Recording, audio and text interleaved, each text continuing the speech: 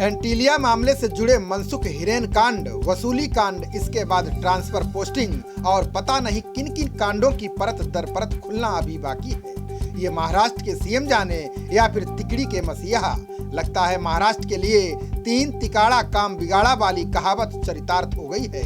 लगातार हो रहे खुलासों से सीएम उद्धव ठाकरे, शरद पवार सहित सभी मंत्रियों और नेताओं की नींद हराम हो गई है। भ्रष्टाचार के नित नए खुलासे हो रहे हैं। शरद पवार बार बार कॉन्फ्रेंस करके अपना बचाव करते हैं, लेकिन भाजपा है कि उनके दावों की पोल खोलने के लिए सोशल मीडिया पर कभी वीडियो तो कभी कोई नया दस्तावेज वायरल कर देती है। शरद पवार के दावों की पोल खोलने वाले कुछ नए दस्तावेज फिर वायरल हो रहे हैं। पवार ने देशमुख का बचाव करते हुए कहा था कि परमवीर सिंह ने चिट्ठी में जिस समय का जिक्र किया है उस वक्त अनिल देशमुख बीमार थे। बता दें कि एनसीपी प्रमुख शरद पवार ने महाराष्ट्र के गृह मंत्री अनिल देशमुख पर लगे वसूली के आरोपों का खंडन करने के लिए प्रेस कॉन्फ्रेंस बुलाई थी। अब उनके तर्कों पर सवाल खड़े होने लगे हैं। सोशल मीडिया पर वायरल हो रहे दस्तावेज के मुताबिक 15 फरवरी को गृह मंत्री अनिल देशमुख प्राइवेट प्लेन से नागपुर से मुंबई गए थे। ट्रेवल हिस्ट्री बताते हुए जो डॉक्यूमेंट शेयर किया जा रहा है वो नागपुर एयरपोर्ट का है। इसके मुताबिक 15 फरवरी को अनिल देशमुख प्राइवेट प्लेन से मुंबई गए थे। पत्र के सामने आने के बाद शरद पवार की बोलती बंद हो गई है। वे इस मामले में अब कुछ भी साफ बोलने से इनकार करते दिखे। पहले तो पवार ने ये कहने की कोशिश की कि अनिल देशमुख वीडियो कॉन्फ्रेंसिंग के जरिए प्रेस से बात कर रहे थे। जब ये तर्क नहीं चल पाया तो पवार ने ये कहकर बात घुमाने की कोशिश की कि देशमुख के मुद्दे को हवा देकर असली बात पर पर्दा डाला जा रहा है। उनका कहना था कि सबसे अहम है कि अंबानी के घर के बाहर विस्फोटक कहां से आए, मनसुख हिरेन की जान किसने ली, ये जानना ज्यादा जरूरी है। देशमुख पर लगे वसूली के आरोप इतने अहम नहीं हैं। शरद पवार की प्रेस वार्ता के बाद आज महाराष्ट्र के पूर्व मुख्यमंत्री देवेंद्र फडणवीस ने इस मुद्दे पर अपना मत रखा। उन्होंने शरद पवार पर हमला बोलते हुए कहा कि एनसीपी ने उन्हें सही जानकारी नहीं दी, इसलिए शरद पवार का बचाव करना कई सवाल खड़े करता है। शरद पवार साहब इस मामले को लेकर उन्होंने एक प्रेस की और परमवीर के दावे इसलिए झूठे हैं कि गृह मंत्री तो 1 तारीख से 15 तारीख तक अस्पताल में थे, फिर होम क्वारंटाइन थे और जो ट्वीट्स पवार साहब के हैंडल से हुए उन ट्वीट्स में यह दिखाई पड़ता है कि मानो गृह मंत्री जी ये नागपुर में होम क्वारंटीन थे। सबसे पहली बात तो यह है कि आप में से कई लोगों ने देखा भी है, कुछ ने बताया भी है, ये माननीय गृह मंत्री जी का मैनिफेस्ट है। 15 तारीख को एक प्राइवेट जेट से वे मुंबई आ गए थे। उससे पहले उन्होंने प्रेस की, उस प्रेस का वीडियो तो कल ही मैंने जारी कर दिया था। और अगर हम देखेंगे तो 15 तारीख से वे अपने घर पर थे, लेकिन मेरे पास पुलिस विभाग के भी 2 मूवमेंट्स के कागज है। पुलिस विभाग में रोज मूवमेंट्स के बारे में कहा जाता है, बताया जाता है, उनका एक मैनिफेस्ट तैयार होता है मूवमेंट्स का लगे हुए। सबसे महत्व की बात इसमें यह है कि जो परमवीर सिंह इन्होंने पत्र लिखा है, आप सभी ने, मैंने कल भी उसको ट्वीट भी किया था, उस पत्र में एसएमएस का एक या व्हाट्सएप जो भी होगा उसका उन्होंने एक सबूत दिया है, एक एविडेंस दिया है, और जिसमें बहुत स्पष्ट रूप से वो पूछते 16 मार्च को and what is the date of wages meeting with HM sir, और उसमें एसीपी पाटिल बोलते हैं yes sir but it is in the end of February. तो इसलिए मुझे लगता है कि कल आदरणीय पवार साहब को सही ब्रीफिंग नहीं दी गई थी। एक राष्ट्रीय नेता के मुंह से, और जो देश में जाने माने नेता माने जाते हैं, उनके मुंह से कल गलत बातें कहलवाई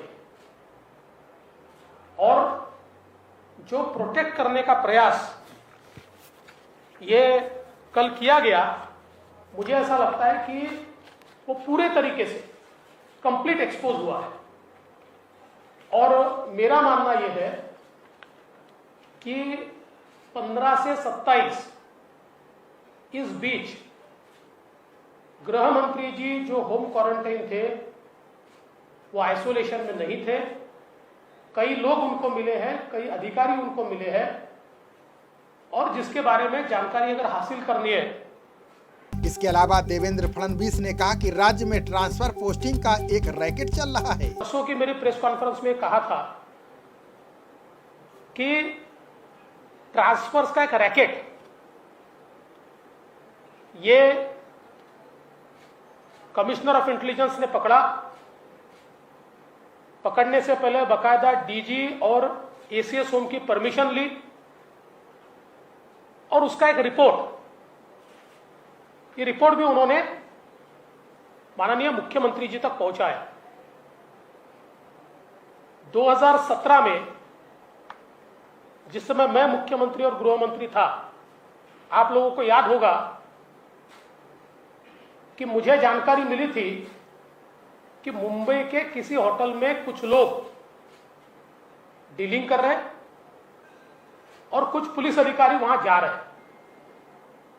मैंने तुरंत कमिश्नर इंटेलिजेंस को बुलाया, मुंबई सीपी को बुलाया, एक प्लान ऑपरेशन हमने किया, तुरंत इंटरसेप्शन किए, उन सभी लोगों को अरेस्ट किया और चार्जशीट भी दाखिल हुई क्योंकि सारे सबूत इंटरसेप्शन के माध्यम से थे।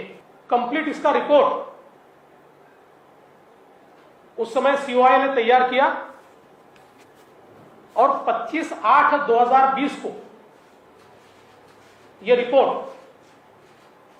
सीओआई ने, कमिश्नर ऑफ इंटेलिजेंस ने डीजी साहब को दिया और डीजी साहब ने 26 तारीख को, ये अनसाइंड है लेकिन जो मंत्रालय में वो साइंड है, आप उसकी चिंता मत कीजिए, नहीं तो फिर वापस, और ये तो साइंड ही लेटर है। 26 तारीख को उन्होंने, डीजी साहब ने उस समय के एसीएस श्री सीताराम कुंटे जी को ये फॉरवर्ड किया। उसके बाद इसके बारे में पूरी ब्रीफिंग ये माननीय मुख्यमंत्री जी को हुई और मुख्यमंत्री जी ने कंसर्न भी जाहिर किया और ये मेरे पास डेटा है, करीबन 6.3 जीबी का, 6.3 जीबी का ये डेटा मेरे पास है कि जिसके अंदर ये सारे कॉल्स इंटरसेप्ट किए हुए और ये एक पूरा रिपोर्ट इसका जो है, मतलब ये कवरिंग लेटर है और कवरिंग लेटर के साथ ये पूरे ट्रांसक्रिप्ट उसके ये रिपोर्ट के साथ माननीय मुख्यमंत्री जी को भेजे गए। लेकिन जब यह ध्यान में आया कि इसके ऊपर कोई कार्रवाई नहीं हो रही तो डीजी साहब ने भी प्रयास किया। आश्चर्य की बात यह हुई कि मुख्यमंत्री जी के यहां से वो रिपोर्ट गृह मंत्री जी के यहां चली और उसके बाद इसके ऊपर कार्रवाई होना दूर, कार्रवाई किस पर हुई? कार्रवाई हुई कमिश्नर इंटेलिजेंस पे। कैसे हुई? तो पहले कमिश्नर इंटेलिजेंस को, वो सीनियर मोस्ट थी, डीजी का उनका प्रमोशन था, उनका डीजी का प्रमोशन रोक दिया गया और उनके नीचे वालों को एडवांस प्रमोशन दिया है। इन सबके बीच अमरावती लोकसभा सीट से निर्दलीय सांसद नवनीत राणा ने इस मुद्दे को संसद में उठाया, जिसके बाद उन्होंने आरोप लगाया कि शिवसेना ने उन्हें धमकी दी है। नवनीत राणा ने लोकसभा अध्यक्ष ओम बिरला को चिट्ठी लिखकर आरोप लगाया कि शिवसेना सांसद अरविंद सावंत ने उन्हें जेल में डालने और देख लेने की धमकी दी है। हालांकि अरविंद सावंत ने आरोपों को झूठा करार दिया। नवनीत राणा का ये वीडियो हमारे पास है, जिसमें उन्होंने कहा कि जिस पुलिस अधिकारी को 16 साल तक निलंबित रखा गया, उसे महाराष्ट्र में महाविकास आघाड़ी सरकार आते ही बहाल क्यों कर दिया गया। आप पूरा वीडियो देखिए कि आखिर नवनीत राणा ने क्या आरोप लगाए, जिसके बाद उन्हें धमकी मिली है। बहुत बहुत धन्यवाद। जिस हिसाब से मेरे कोलीग्स ये हाउस में ये बता रहे हैं महाराष्ट्र में किस तरीके से खंडनी वसूली का काम किया जा रहा है, मैं आपको बताना चाहूंगी, जो व्यक्ति 16 साल सस्पेंड रहा, जो व्यक्ति 60 दिन पुलिस स्टेशन में रहा, जेल में रहा, उसे फिर से रीज्वाइनिंग किस बेस पे की गई। जब बीजेपी की सरकार थी, जब उद्धव साहब ने खुद माननीय देवेंद्र फडणवीस साहब को फोन किया और उन्होंने कहा इस व्यक्ति को, सचिन वाजे को, इनको रीस्टेट कराना चाहिए, रीज्वाइनिंग सर्विस देनी चाहिए, तब आदरणीय फडणवीस साहब ने उन्होंने स्पष्ट नकार दी। उनकी पूरी हिस्ट्री देखते बराबर उन्होंने नकार देते हुए उन्हें ज्वाइनिंग नहीं कराई। जिस दिन उद्धव ठाकरे की सरकार आई, ठाकरे सरकार चेयर पे बैठे, उसी वक्त परम सिंह जी को फोन करके उन्होंने पहला काम कराया कि सचिन वाजे को ज्वाइन करवाइए। मुझे बताइए, आप सचिन वाजे के कारण परमवीर सिंह को सस्पेंड कराते हैं, उनकी बदली करवाते हैं। मुझे आपसे एक विनंती करना है कि गृह मंत्री का नाम आ रहा है। अध्यक्ष महोदय, बहुत इंपॉर्टेंट सब्जेक्ट है। अगर इस तरीके से देश में खंडनी वसूली का चक्कर शुरू हुआ तो पूरे देश में ये चीजों को फॉलो किया जाएगा। मैं आपसे विनंती करती हूँ, 2 मिनट